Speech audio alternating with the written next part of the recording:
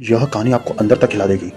एक छोटी सी बच्ची अपने पिता का ऑफिस से घर लौटने का इंतजार कर रही थी। रात के 9 बजे जब पिता थके हारे ऑफिस से घर लौटे तो लड़की दौड़ लगाकर उनके पास गई और पूछा, पापा मैं आपसे एक सवाल कर सकती हूँ क्या?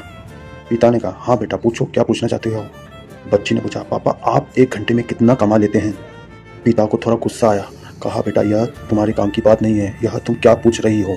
जी पापा बताइए, आप 1 घंटे में कितना कमा लेते हैं प्लीज़? पिता तो झुंझुलाते हुए कहता, बेटा मैं 1 घंटे में 500 रुपये कमा लेता हूँ, अब खुश? बच्ची उदास हो गई और अपने कमरे में चली गई।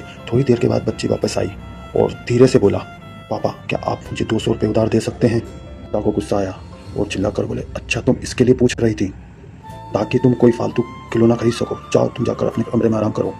बच्ची चुपचाप अपने कमरे में चली गई। जब पिता का गुस्सा 1 घंटे के बाद शांत हुआ तो उन्हें दुख हुआ और उन्हें लगा कि शायद उसे किसी चीज़ की ज़रूरत होगी, जब 200 रुपये वह मांग रही है। वह बच्ची की कमरे में गए और कहा, तुम जग रही हो, ये लो तुम्हारे 200 रुपये ले लो। बच्ची खुश होकर उड़ जाती है। उसने अपने तकिए के नीचे से कुछ टूटे मुड़े नोट निकाले। पिता को फिर गुस्सा आने लगा, पहले से तुम्हारे पास पैसे थे तो फिर तुमने पैसे क्यों मांगे? बच्ची ने मासूमियत से उन पैसों को गिना और कहा, पापा मेरे पास पूरे पैसे नहीं थे, अब मेरे पास पापा 500 रुपये हैं, क्या मैं आपका 1 घंटा खरीद सकती हूँ? कल आप प्लीज़ जल्दी घर आ जाना, मुझे आपके साथ बैठकर खाना खाना है। पिता के पास एक शब्द भी नहीं था। उन्होंने अपनी बच्ची को गले लगा लिया और उनकी आंखों में से आंसू बहने लगे।